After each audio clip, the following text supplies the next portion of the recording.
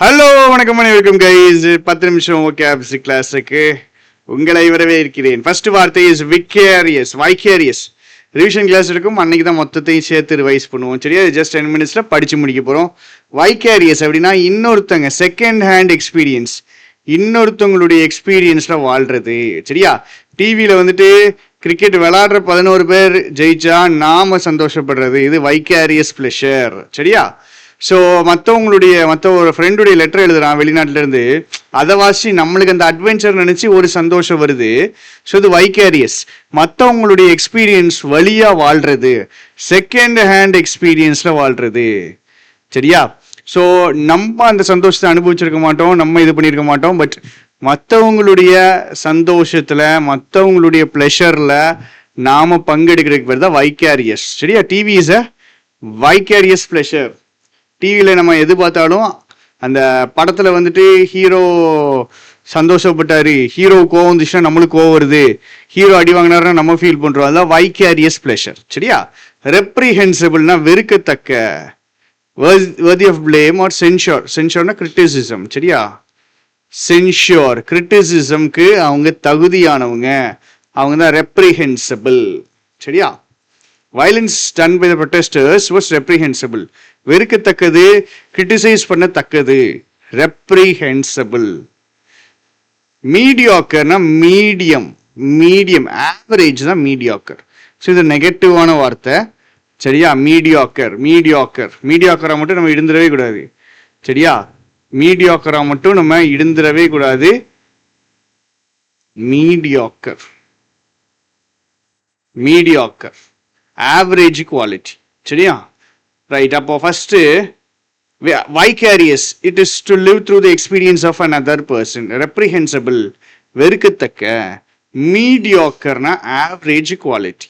சரியா, நிஹிலிசம்னா என்னதுன்னா கரெக்ட் தப்புன்னு ஒன்று இல்லை, லைஃப்ல மீனிங் இல்லை, no values, no purpose in life. Correct தப்புன்னு ஒன்று கிடையாது, மாரல் வேல்யூஸ் கிடையாது, லைஃப்ல எதுவும் பர்பஸும் கிடையாது அப்படிங்கிறது தான் nihilism. It is a form of belief. கேபிட்டலிசம்னா முதலாளித்துவம், அப்படிதானே? அதே மாதிரி நிஹிலிஸ்ட் அப்படின்ட்டு சொன்னாங்க அப்படின்னா கரெக்ட் தப்பு கிடையாதுன்னு சொல்றாங்க, வாழ்க்கையில மீனிங் இல்லைன்னு சொல்றாங்க, அவங்க தான் நிஹிலிஸ்ட். சரி, அந்த செகண்ட் வேர்ல்டு வார் வரும்போது இந்த பிலீஃப் ரொம்ப ஃபேமஸ் ஆச்சு. இன்சென்ஸ் பண்றது வேர்ப் மீனிங் இருக்கு, நவுன் மீனிங் இருக்கு. சரியா, இன்சென்ஸ்னா இந்த புகை போடுவாங்கல்ல, அதுதான் இன்சென்ஸ். ஒரு ஸ்மெல் வர்றதுக்கு புகை போடுவாங்கல்ல, அதுதான் இன்சென்ஸ். சாம்பிராணி, ஊதுபத்தி எல்லாமே இன்சென்ஸ் தான். சரி, the smell of incense fill the church. So இன்சென்ஸுங்கிறது வேர்ப் மீனிங் என்னதுன்னா கோபமாக்குறது. இங்க பாருங்க, வெறுக்கத்தக்கிறதுன்னு ஒரு வார்த்தை படிச்சுக்கோ, ரெப்ரிஹென்சிபிள், இது கோபமாக்குறது, இன்சென்ஸ். இங்க பாருங்க, இந்த லோக்கல் பீப்புள் எல்லாரும் கடுப்பாகுறாங்க. எதுக்கு? ரயில்வே ஸ்டேஷன் க்ளோஸ் பண்றதுக்கு முடிவு எடுத்ததுனால கோபமாகறாங்க. Incense at the decision to close the railway station. Incense வேர்ப்னா கோபமாக்குறது, இன்சென்ஸ்ங்கிறது நவுன்னா அந்த ஃப்ரேக்ரன்ஸ், அந்த ஸ்வீட் ஸ்மெல் ப்ரொடியூஸ் பண்றது. அடுத்தது ராப்பேஷியஸ் எப்படி இருக்கிறவங்கன்னா ரொம்ப கிரீடியா இருக்கிறவங்க. ராப்பேஷியஸ் அப்படிங்கிற வார்த்தைக்கு அர்த்தமே என்னது?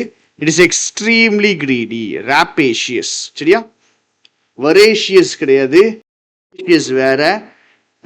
வொரேஷியஸ்னா நிறைய கன்சியூம் பண்றது, இது ராப்பேஷியஸ். இப்போ ராப்பேஷியஸ்னா கிரீடி. சரியா, ஸோ 7 வேர்ட்ஸ் முடிச்சாச்சு. வைக்கேரியஸ்னா இன்னொருத்தவங்களுடைய எக்ஸ்பீரியன்ஸ்ல வாழ்ந்துட்டு வைக்கேரியஸ். ரெப்ரிஹென்சிபிள்னா வெறுக்கத்தக்க, அது ரெப்ரிஹென்சிபிள். மீடியோக்கர்னா ஆவரேஜ். நிஹிலிசம்னா வேல்யூஸ் கிடையாது, பர்பஸ் கிடையாது லைஃப்ல அப்படின்னு சொல்ற ஒரு, இட் இஸ் அ பிலீஃப். ஃபிலாசபியில இது ஒரு சப்ஜெக்ட். அதே மாதிரி இன்சென்ஸ்னா தூண்டி விடுறது, கோபமாக்குறது, ப்ரொவோக் மாதிரி ஒரு வார்த்தை. சரியா, இன்சென்ஸுக்கு நவுன் மீனிங்னா fragrance. Rapacious is extremely greedy. Become அன்ஹிஞ்சுடுனா கோ அவுட் ஆஃப் கண்ட்ரோல். சரிங்களா, எந்த அளவுக்கு கோபமாவோ அப்செட்டாவோ ஆவாங்கன்னா மென்டலி அன்ஸ்டேபிள் ஆகிற அளவுக்கு, பைத்தியம் பிடிக்கிற அளவுக்கு கோபப்படுறது பேர் தான் பிகம் அன்ஹிஞ்சுடு. ஹிஞ்சுனா மாட்டி இருக்குதுங்க. ஹிஞ்சுனா வந்துட்டு எனது ஊக்கு, ஒரு ஊக்குல ஒரு விஷயத்துல ஃபிக்ஸ் ஆகி இருக்கிறது. அன்ஹிஞ்சுனா எதுலையுமே ஃபிக்ஸ் ஆகாம இருக்கிறது. எதுலையுமே ஃபிக்ஸ் ஆகாம இருக்கிறதுனா அவுட் ஆஃப் கண்ட்ரோலுக்கு போறது. அதுதான் become unhinged, go out of control. எந்த அளவுக்கு கோவமோ அப்செட்டோ ஆகுமா, மென்டலி அன்ஸ்டேபிள் ஆகிற அளவுக்கு கோவமாவோ இல்லை அப்செட்டாவோ ஆகிறது தான் பிகமிங் அன்ஹிஞ்ச்டு. சரியா?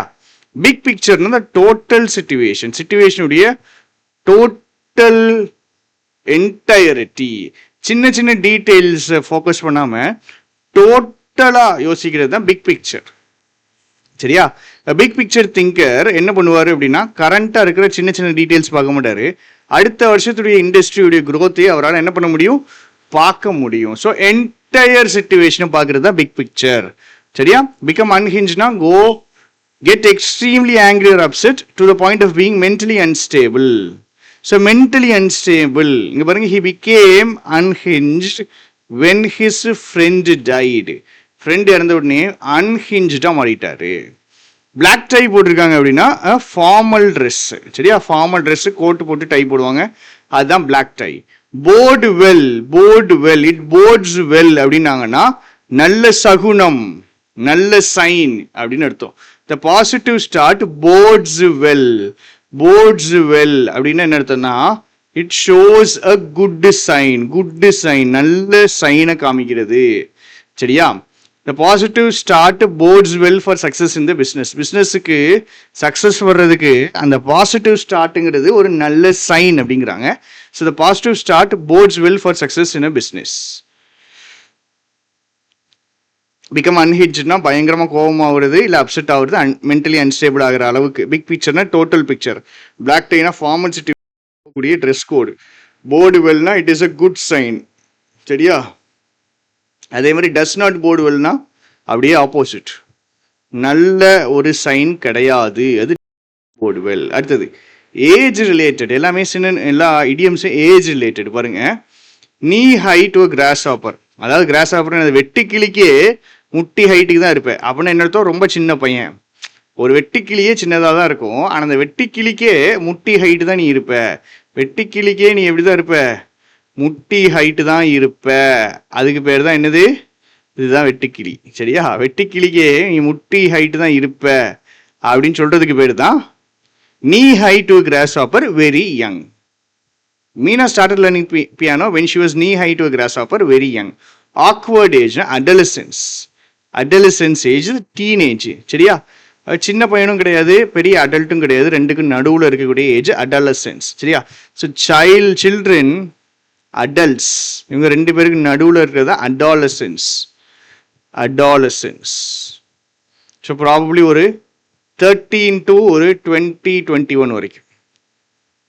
Maya is that awkward and finds it hard to talk to people. So அந்த அடலசன்ஸ் வந்துட்டு அவங்களுடைய ஜென்ரேஷனில் தான் இருப்பாங்க. ஸோ அவங்களால மக்கள்கிட்ட பேச முடியாது. அதுக்கு ஒரு எக்ஸாம்பிள் தான் சொல்லியிருக்காங்க. ட்வைலைட்னா ஈவினிங்கு. ட்வைலைட் கடைசி வருஷங்கள் தான் twilight years. Derek and Joan spend the twilight years travelling the world travel பண்ணி இவங்க ஸ்பெண்ட் பண்ணுறாங்க. ஸோ ஒரு ரவுண்ட் அடிச்சிருவோம், முடிச்சிடும். வைக்கேரியஸாக இன்னொருத்தவங்களுடைய வாழ்க்கையில் இன்னொருத்தவங்களுடைய எக்ஸ்பீரியன்ஸில் வாழ்றது செகண்ட் ஹேண்ட் எக்ஸ்பீரியன்ஸ். ரெப்ரிஹென்சிபிள்னா worthy of blame or censure, இல்லை குற்றம் சொல்றதுக்கோ தகுதியானவங்க ரெப்ரிஹென்சிபிள். Mediocre average.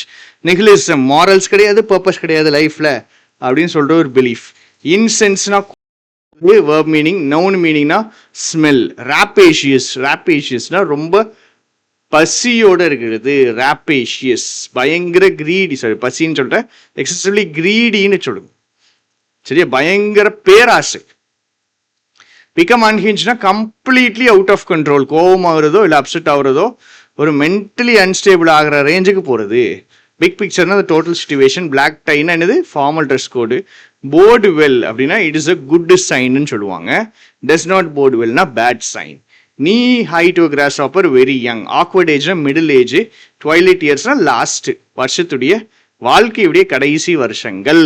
சரியா? ஸோ இன்னைக்கு கிளாஸ் எப்படி இருந்துச்சு சொல்லுங்க. Thank you, tata, by.